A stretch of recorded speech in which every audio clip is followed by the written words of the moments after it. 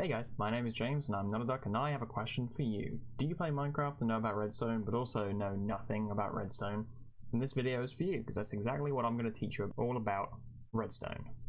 Now, this is going to be a series. What I want this series to be is a comprehensive guide to all of the redstone components and mechanics of the game.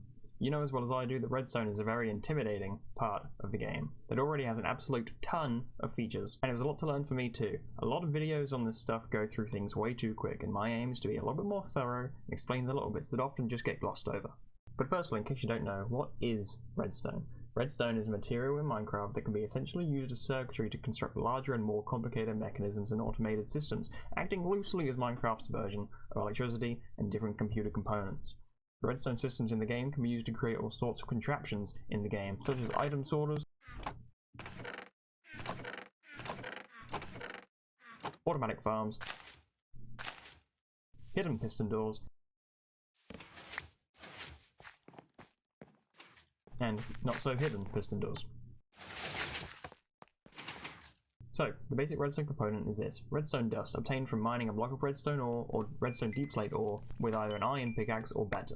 If I place the redstone dust down on the ground, then at the moment it's not really doing much. It's pretty much just decoration here, because before it can really do anything it needs to be powered. And there are so many ways to power redstone, but the very basic power sources are these 5 objects here. Starting with a lever, which you can right click to toggle the power on and off, like so. When the redstone dust is powered, it glows this bright red colour and emits light. And this block here is a redstone lamp, which I'm going to use here for demonstrative purposes to indicate that the redstone dust is in fact powering it. When the redstone lamp becomes powered, it turns on and also emits light. As you can see, by turning the lever on and off, it turns on and off. What do you know? These next 2 power sources also rely on being interacted with. The button, which when pressed will turn on for just a second or 2 before turning off again. And the pressure plate, which will turn on when it is stood on. And then when you stand off it, it will turn off again.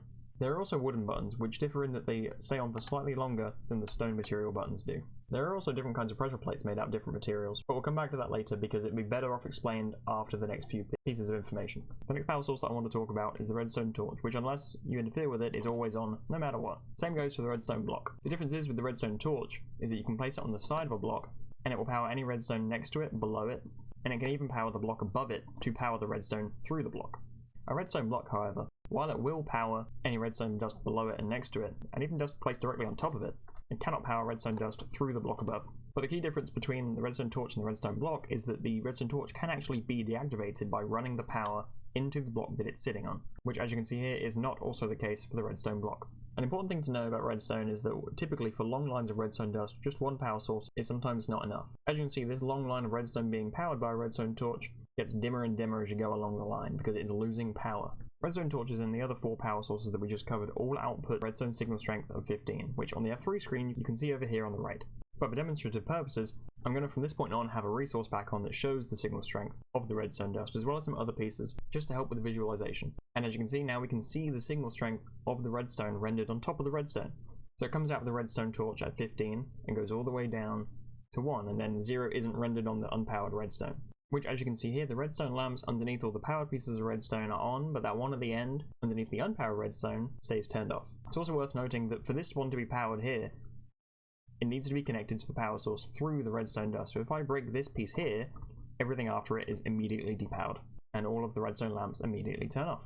There are of course other key differences between the use cases for the redstone torch and the redstone block. They'll be covered more later because they're typically more dependent on their interactions with other redstone components. When talking about signal strength and how it decreases with the distance, I should also bring up the repeater. The repeater is a component that can have an input of any signal strength that isn't 0 and will output a full strength of 15, working as a booster of sorts for the redstone signal. Like for example with our setup from earlier, redstone signal has fully degraded by the time it reaches the last redstone lamp. But as soon as we put a repeater in near the end, it manages to go all the way through, back up to 15 as you can see there.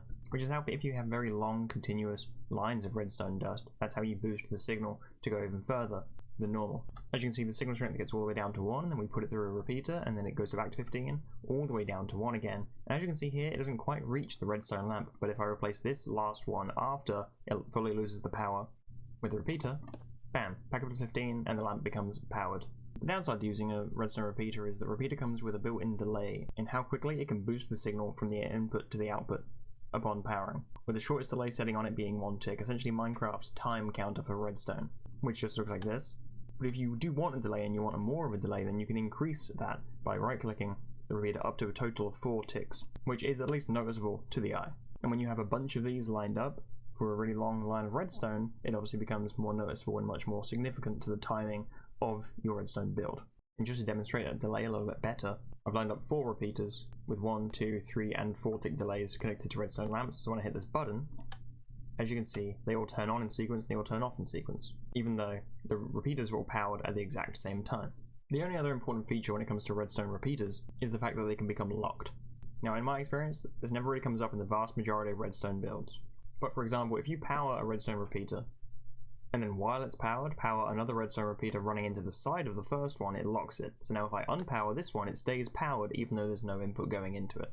At the same time, if you power this repeater while this one is not powered, then it locks it and then it cannot be powered even if you try and run an input into it. And you cannot power that until this one becomes unpowered and unlocks that one. And then this one cannot be powered until you depower this redstone repeater and unlock it, as you can see there. And now that we've talked about redstone signal strength and how it degrades with distance, we can go back to the pressure plates from earlier. So the main two that people tend to use are the wooden pressure plate and the stone pressure plate. You'll see that as a player we can activate both.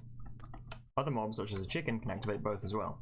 But the key difference is that the stone pressure plates can only detect players and mobs, but not items, or any other kinds of entity.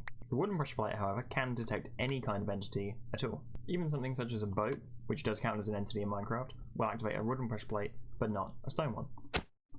So where the gold and the iron pressure plate come into this as well, is that the gold pressure plate is known as a light-weighted pressure plate, and the iron pressure plate is known as a heavy-weighted pressure plate. The black under here is just because I've placed some black concrete down, just so that you can better see where the pressure plate is, so it doesn't blend in with the floor here. But how these work is very similar to the wooden pressure plate, except the signal strength that they put out is dependent on the number of entities on them, unlike the wooden pressure plate, which always gives a full signal strength of 15. For example, the gold pressure plate will give out an output of 1 for every entity that it detects. 1, 2, 3.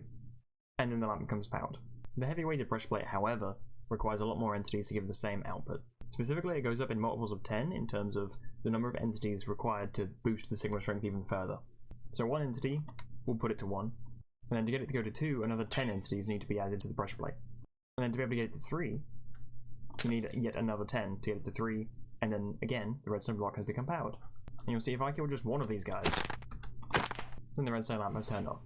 It didn't for a second there because the mob that I killed had dropped an item which then counted towards the total entity count, so it stayed at 3, but now that I've picked it up, the bones here, it's gone back down to 2, and then the redstone lamp has turned back off. And just to quickly cover how to actually get all of the redstone components that we've talked about today, here's how you craft them from the very basic materials in the game. Redstone dust is just redstone dust. A redstone block is crafted using 9 pieces of redstone to fill out the crafting grid.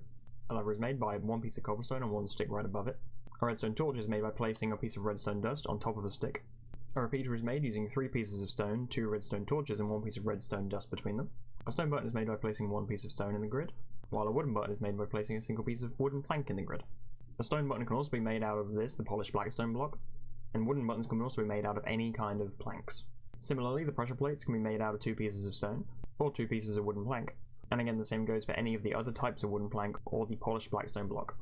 And then a gold pressure plate is 2 gold ingots, and an iron pressure plate is 2 iron ingots. And lastly, a redstone lamp is made by 1 glowstone block in the middle of the crafting grid with 4 pieces of redstone dust surrounding it like so.